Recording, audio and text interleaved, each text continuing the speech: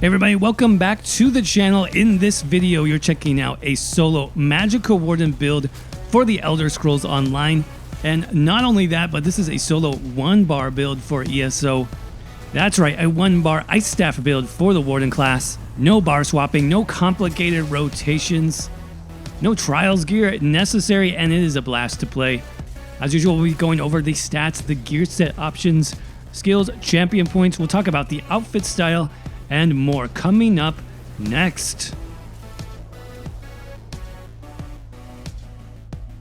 Alright, so here we are on the solo Magicka Warden build. Solo 1-bar Magicka Warden build, I should say. Stick around though, I'll show you some options for how to extend the build to 2 bars if you like, but we'll just be going over the basic build to start with. It's very simple, very easy to play, and that's kind of the point of it. It's not a min-max DPS build at all. This is just something, if you'd like an easy introduction to the Warden class, then this will get the job done. So as far as the buff stats, we'll go ahead and take a look at those first. Only have an armor buff and a potion to take care of. And once you do that, you're sitting at about 35k max magicka. That does go up quite a bit with our ultimate, close to 40k. 21k health, that does buff up a bit with some of our passive bonuses. You know, from the Warden class line, you have bonus health, so that does actually go up over 22,000 health. And then 11k max stamina. As far as the recoveries, about 800 magicka recovery, 600 stamina recovery, 2,500 spell damage. That will increase on the 2-bar version. About 42% spell critical. Then the resistances, let's just take a look at that. Fully buffed, about 25,000 spell resist, 24,000 physical resist. This is a light armor build, so this is extremely tanky, and that doesn't even take into account the major protection, minor protection that we have running on the Warden build. We'll talk about those in a few minutes. So 64 points into our max magicka. This is a magicka focus build. In terms of the Mundus Stone, using the Lover Mundus just for that extra bit of spell penetration. As far as the food, we are using the bi-stat max health and max magicka food. You could also use tri-stat food if you want, but the reason why I'm not using tri-stat food on this particular build is because of my race choice. This time I went with the Nord, and because I have so much max stamina as a Nord, I get 1,500 extra max stamina. I just figured I had enough anyway, so I went with the bi-stat food there. Now I like Nord as well for soloing. Because of the max health here, you can see you get an extra 1,000 max health. You get immunity to the chilled status effect. That's not a huge deal, but the max health is nice. The max stamina is great, like we mentioned, plus the extra ultimate generation, 5 ultimates every 10 seconds as long as you're taking damage. And if it's a solo build, you're going to be taking damage nonstop. So this is pretty cool for just the ultimate generation on the build. And we also have that good physical and spell resistance bonus on the Nord, about 4k extra for those. That means even in light armor, you're extremely tanky, which is nice for soloing as well. So is this the best for damage? No. You know, damage, you could probably do better damage with like a high elf or a dark elf, even a Khajiit possibly. But hey, Nords need some love too, right? In terms of potions, if you want to run the 1-bar version of this build, you will need that spell power potion. That gives you your 20% spell damage and 10% spell critical.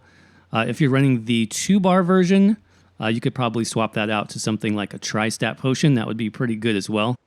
But I think that covers the basics. Let's go ahead and talk about the item sets that make this work. So starting off with our first 5-piece set, I want to try something new that I hadn't tried before. And actually, it's not a new set, but it is a reworked set in the Harrowstorm DLC. It's called Ice Furnace, and this actually got a buff. So some of the bonuses here got switched around. It now gives you max magicka, spell critical, and spell damage, all great stats for a magicka focus build. But then you can see there on the 5-piece, when you deal frost damage, you deal an additional 2k flame damage to all enemies. So this is an AoE effect within 8 meters around you, and it can happen every 1 second. So the nice thing about this on the Magicka Warden is most of our abilities are doing frost damage already, and this is just basically an extra damaging effect. Now the proc doesn't increase with your spell damage, but it will increase with things like your spell penetration. So that's why it's important to run a high spell penetration if you can. The nice thing about that flame damage, though, is it can also apply the burning status effect, which is another damage over time that can trigger anytime you do flame damage in ESO. So potentially you have this extra proc, and then you have maybe even extra damage over time on top of it. It's a really cool item set, and I like how they reworked this. It makes a lot of sense on the Warden, and it's just fun to use. Now, this is from the Dire Frost Keep dungeon, which is part of the base game. So you will need to farm this if you're interested, and it is a heavy armor set, so that's something to keep in mind. Now, you can choose to run 5 pieces of heavy on the body, so like the chest, the legs, hands, waist, and feet. You could do 5 heavy if you want, or you could do something like 2 heavy, so heavy chest, heavy legs, and then 3 pieces on the jewelry. That's what I chose here, and the reason why I chose that is because I can run 5 light armor in addition to those 2 heavy pieces, and I can get some extra damage passives basically from the light armor skill line. So you can run it whatever way you want. If you don't have the item set, probably the easiest thing to do is just pick up 5 heavy pieces to start, because you can get those from the first 2 bosses in the dungeon. But if you're interested in getting the jewelry, you'll have to run the dungeon all the way to the end, so just keep that in mind. Also, with the jewelry here, you will need to transmute these. I prefer Bloodthirsty. At least 2 pieces of Bloodthirsty is going to be excellent on any solo build, especially the Warden, because we do not have a class Execute. So this is giving us actually 10% bonus Execute damage if you run 2 pieces of Bloodthirsty on your jewelry. That's definitely what I recommend if you have the Transmute Stones. And then as far as those jewelry enchants, spell damage on everything. We have plenty of sustain on this build, so you don't need to worry about recoveries at all. Next 5-piece set is going to be Spinners. This is just a very easy to get item set. Comes from the Minotaur zone. That's another base game zone. And this set is very good in terms of damage. You get 2 max Magicka bonuses, 1 spell damage bonus, and then the 5-piece gives you a lot of extra spell penetration. This is going to be ideal, especially for the 1-bar setup, since we don't have a source of major fracture that we're using. This makes sure that our procs, like for example that Ice Furnace proc, hit for as much damage as possible. Basically, if you don't have full penetration, then it's not going to be worth it because you'll be doing a lot less flame damage. But the extra penetration on Spinners really helps with that. So I am running 3 pieces of Spinners on the body. That's going to be boots, hands, and waist. And then I am using the Spinner's Ice Staff as my main bar staff on this setup. Of course, I have Infused as the trait with a Damage Shield enchant. I think that's going to be a very nice option for soloing in the Harrow Storm DLC. That lets me actually run a nice damaging monster set instead of something like Iceheart, while still getting a very strong damage shield, and it basically procs itself every 5 seconds. So you have a nice extra mini damage shield helping to sustain your health. It's a really great option for the 1-bar setup. If you want something that does a little bit more damage, then I recommend trait changing that staff to Sharpened. Sharpened, as we mentioned, just gives us a little bit extra spell penetration, lets all your abilities and your procs do more damage. And I even recommend a Flame Damage enchant here. That's just going to give us an extra chance to apply the burning status effect, which is another damage over time. You might be asking why so much damage over time, and that's because of the monster set that I've chosen in this case. I am using Valken Scoria on the setup. So I've got that mix of fire and ice damage. Now, Valken is still a very good set for soloing. You can see it gives us the 1200 max health. That's absolutely huge. You want a good health pool when you're soloing in the Elder Scrolls Online. But then for the 2-piece here, when you deal damage with the damage over time effect, you have a chance to summon that Flame Damage Meteor. It does single target and AoE damage, and it can happen every 5 seconds. So I really like this just for damage. It's a fun monster set to use, and it procs very frequently on the Magicka Warden with the way that we've set this up with all the access to damage over time effects. You'll basically be getting it every 5, maybe 6 seconds. This is a great set. Of course, you can run Iceheart if you still like that on your Magicka Warden. You'll have the extra damage shield, of course, plus the ice damage if you like the Ice Warden theme. Then go ahead and go for that. But flame damage is kind of a nice bonus here as well. So that is the setup for the 1-bar. We've got Valken, we've got Ice Furnace, and then Spinners. We said 5 light, 2 heavy. So everything is light except for my chest, which is heavy Ice Furnace, and my legs, also heavy Ice Furnace. And then try to get Divines on as many pieces as you can. That's just going to help your Mundus Stone be a little bit stronger. And then Max Magicka on all of your enchants. All right, jumping into the skills next. We're starting off with Blockade of Frost, and I recommend this on any 1-bar solo setup because this is going to proc that enchant. Either your flame enchant if you're doing that, or a damage shield glyph if you're doing that. This will consistently proc that every few seconds with the infuse trait. So this comes from the Destruction Staff skill line. That is the second skill that you get. Elemental Blockade is the longer lasting morph, which is nice on this build because some of our effects are pretty short. So if you're a newer player, I definitely recommend the Elemental Blockade morph for the extra duration. If you're comfortable enough with your skills and your rotation, then you can definitely shift to the other morph, which does more damage, but has a 10-second duration instead. Next up, Winter's Revenge. This is a Warden class skill. It's also similar to Blockade of Frost. It does AoE damage over time on the ground. This comes from the Winter's Embrace skill line.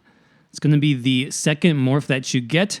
And Winter's Revenge is probably the best morph in this case because this does scale up with your spell damage and max magicka. The other morph is more of a tank morph that does immobilization, so you won't get as much damage if you choose the other morph. So I definitely recommend Winter's Revenge. So essentially we're running 2 ice AoEs. Remember, these are going to very easily proc our Ice Furnace set. So then next up we have Fetcher Infection. This is another Warden class skill, this time coming from the Animal Companion skill line. And this is the third ability that you get. Fetcher Infection is the Magicka morph. Now this does very nice magic damage over time. It's a single target dot ability. You can see here the special effect is every second cast of this ability deals 50% increased damage. So something you can do on the 1-bar setup is you can actually double cast this. If you do that, instead of like 13,000 unbuffed, it would be closer to 20,000 unbuffed damage. So the tooltip gets pretty massive if you take advantage of that 50% bonus. But again, that's only every second cast. Now the other nice effect, which makes this very powerful, is it does give you the minor vulnerability debuff on your target. That increases their damage taken by 8%. That's all damage. That's even proc damage from like the Ice Furnace set, from our Valken Scoria. All of that stuff is going to hit harder with the Fetcher Infection on the target. So this is a great, great skill.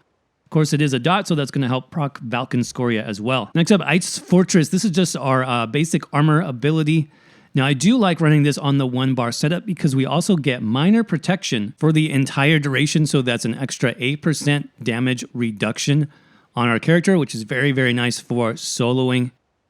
This is another one of those Winter Embrace class skills. It's actually the first skill that you get, and you want the Ice Fortress morph because that's the minor protection morph. Now, our last normal ability on the 1-bar setup is going to be Introspection, and that means this is a Meditate 1-bar setup. I've used this on other builds as well, like my Magicka Dragon Knight 1-bar setup, and it's extremely, extremely strong.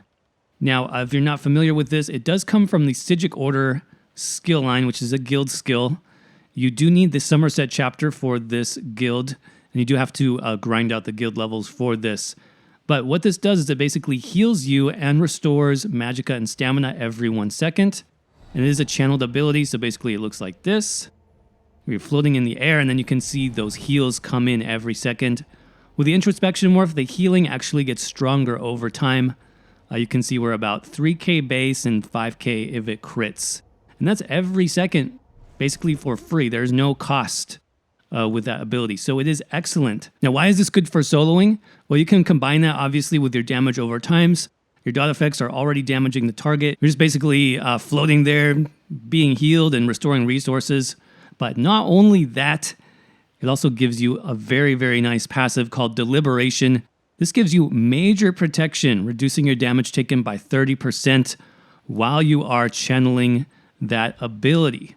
So not only do we have, the minor protection from the Warden class line, we also have major protection when we are channeling that ability. So we have huge damage reduction on top of our very strong armor already. Makes the build extremely tanky and great for soloing. Now, as far as the ultimate, we are going with the Warden Ice Ultimate Northern Storm. This comes from, again, the Winter's Embrace skill line. Northern Storm gives you bonus max magicka. You increase your max magicka by 15% for 30 seconds. So at base, we're at about 35k. Once I have that Northern Storm procced, You can see my max Magicka goes up to almost 40k, and that's for 30 seconds. That's a really good duration. You know, with the ultimate gen that we have on the Nord, you can get this up pretty frequently. So I definitely recommend that morph. The other morph just gives you the major protection buff for a little bit longer, but since we're already getting major protection from introspection, we don't really need that. So that is the basic 1-bar setup. Let me give you a quick look at how that works. So I've got a boss here. I'm just going to buff with my 2 buffs, which are Ice Fortress and my potion. And then we just have those 3 dots to lay down, and then we're going to meditate. So there's our 1, 2, 3, and then hit your meditate. You'll get all that extra healing coming in. We have a damage shield automatically as well. And then we just need to refresh that about every 10 seconds. Keeping up meditate in between while we're doing all that nice damage over time. Now the extra addition I mentioned you can do with this is you can actually double cast your Fetcher Flies. And now that damage over time will do 50% bonus damage. So that's a little trick you can throw in. Just do your Ice AoEs and then double cast here. That'll basically do the most damage possible on the build. So that's the basic rotation. Let me get away from these guys. Now, what if you want to extend the build a little bit for 2 bars? Basically, to do that, you just need an extra staff. Now, you can use an extra spinner staff if you happen to have one. What I recommend is a lightning staff for the front bar in that case, because we're going to switch from being a meditate build to being a heavy attack build. Now, as far as the back bar, you want to just move that ice staff to the back bar. Another option would be if you have the Maelstrom ice staff, obviously you can get a little bit extra heavy attack damage with a Maelstrom ice staff, but it's totally not required. But if you happen to have that, you can do some extra damage that way. So put a lightning staff on the front bar, move your frost staff to the back bar, and that's the only change as far as the gear. Now, in terms of the skills, we do want to move that blockade to the back bar, and we need more of like a spammable ability since we're going to switch over to heavy attacks. So a really nice option for that is going to be Deep Fissure. Deep Fissure comes from Animal Companions as well. It's the second ability that you get. Deep Fissure is the Magicka morph, so this gives you a nice big burst damage attack. It also gives you Major Breach, meaning your abilities will hit harder once that debuff is on the target. So this essentially becomes our main spammable, and then we're just going to move those dots to the back bar. So shift your blockade to the back bar.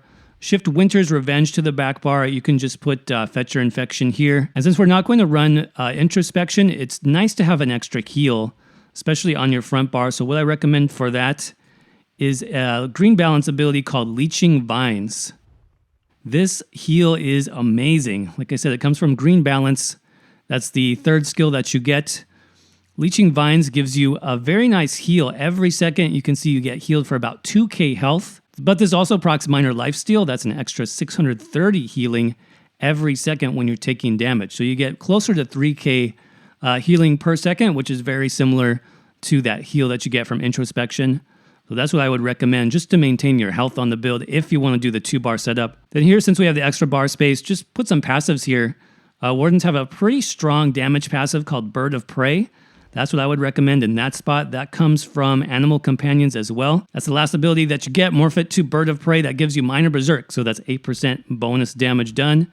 Then you can just slot another passive buff here. Something like Inner Light from the Mages Guild. That's another great passive ability from the Mages Guild. That's the first ability that you get. And this gives you extra max Magicka and spell critical. So in this case, you can actually run like tri-stat potions if you want, because we'll be getting both our spell critical and spell damage buffs from our skills instead. For the ultimate, you can just double bar Northern Storm, or a nice passive option would be from the Mages Guild. Again, Shooting Star, you get extra max Magicka and Magicka recovery for having this slotted. But most of the time, we're going to use the Northern Storm ultimate, obviously, because it is better. Gives us that 15% bonus max Magicka, which is really, really strong. So then on your back bar, which is your Frost Staff now for the 2-bar setup, this is just where you're going to have your dots. You're going to have Blockade of Frost here. You're going to have Winter's Revenge here still. You still want your armor, of course, so Ice Fortress, I would just run that on the back bar. And then you have room for 2 more buffs. So some really nice buffs to slot in this place. would be Blue Betty, for example. This comes from the Animal Companion skill line again. That is the second to last ability that you get. And this gives you that major sorcery buff that we talked about, so 20% spell damage increase. So you can run a different potion if you want. And it gives you really, really nice Magicka sustain. You can see about 5k max Magicka back over 25 seconds. We also get some nice passives, which we can talk about in a minute. And then just for our last buff, another heal would be nice. So Lotus Blossom is actually really cool from the Green Balance skill line. That's the second to last ability you get. Lotus Blossom is the Magicka morph. And this gives you healing back on light attacks and heavy attacks. So since we are going to be heavy attacking on our front bar, we'll get between 4 and 6k health back for those heavy attacks. We also get Major Prophecy. So really, really nice heal and buff at the same time. And then just run your Northern Storm on the back bar. That's what I would recommend. So how's that look for the 2-bar setup? Well, very similar. Like I said, you can now switch over to something like Tri Potions. You buff your armor still, and then you have your Netch and your heal. You're going to focus on dots as usual. And then you're just going to use that sub-assault every 3 seconds or so in between your heavy attacks. Do another heavy attack. If you need to heal, you have vines on the front bar, and then just go back to your dots. Go back to your buffs. Rinse and repeat. So something like that for the 2-bar setup. Very, very simple and still very powerful. So what do you need on the build in terms of passives? The Warden class passives are actually some of the strongest in the game. So I'm going to recommend pretty much all of these. In Animal Companions, for example, you get healing back when your animal companions die. That'll be very good if you're using the Deep Fisher morph for the 2-bar setup. Savage Beast, this gives you extra ultimate generation if you're using those abilities. Flourish gives you 12% Magicka and stamina recovery. That's really, really strong. And then Advanced Species, this gives you extra damage done. So that's very, very good as well. Green Balance. Now these are going to come into play more on the 2-bar version where I'm using the Green Balance heals. If you're using the Introspection build, then you won't get much out of these. Except for Maturation. Now, Maturation actually procs off of any heal, so it's really good. And it gives you that minor toughness buff. That increases your max health by 10% for 20 seconds. And again, that procs off of any heal. So our heal from Introspection can give us that buff. Definitely pick up that one. And then Winter's Embrace is actually very nice, especially for the 1-bar setup because we get Frozen Armor gives us extra physical and spell resistance. On the 1-bar setup, I'm running 3 of these abilities, so I'll get 1,500 extra spell and physical resistance. That's huge considering this is a light armor build. That's a really nice passive. Icy Aura is not really a big deal. It's more of like a PvP passive, but Piercing Cold is nice. You do get extra magic and frost damage. That's going to apply to most of the abilities that we have. All right, now let's talk about Destruction Staff. This is very, very important depending on which version of the build you are using. If you're using the Ice Staff version, the 1-bar version, then this first passive called Trifocus, I think you want to leave it off for your build. And that's because with this passive, when you have a Frost Staff equipped, blocking costs Magicka instead of stamina. So if you're blocking on the 1-bar setup with your Ice Staff equipped, you're going to start draining your Magicka pool quite a bit, and that's going to hurt your sustain. So I definitely recommend leaving that passive off. Now, on the other hand, if you're using the Shock Staff, if you're using a Lightning Staff on the front bar, then you want this passive on. Why do you want it on? Well, it says here, Shock Staff heavy attacks damage nearby enemies for 100% of the damage done. That's absolutely huge, a huge damage increase. So again, if you're using Lightning Staff front bar, then you want Trifocus. If you're using Ice Staff front bar, then I would recommend not putting the points there. Everything else, though, in this passive skill line is good. Make sure you pick those up. In terms of armor passives, like I mentioned, this is a 5 light armor setup. You could also run 5 heavy. That's another option. If you're running the light armor version, then pick up all your light armor passives. If you're picking the heavy armor version, then obviously pick all the heavy armor passives. We mentioned the Psijic Order. This is very nice if you're doing the 1-bar setup, because by slotting just any Psijic Order ability, there is a passive here called Concentrated Barrier, and this gives you a damage shield for free when you're blocking. You can see that little bubble I get So this is very nice, especially on the 1-bar setup, just to absorb some extra damage in combination with our damage shield enchant. Undaunted, you will always want to max this out on your character if you can. You can get between 4 and 6% bonus stats. So that's very, very good. In terms of alliance and support, there's no PvP needed on this build. We're not using any of those passives. Racial passives, you want those, of course. And then alchemy, the third passive here, medicinal use. This makes your potions last 30% longer, so that's a very good one.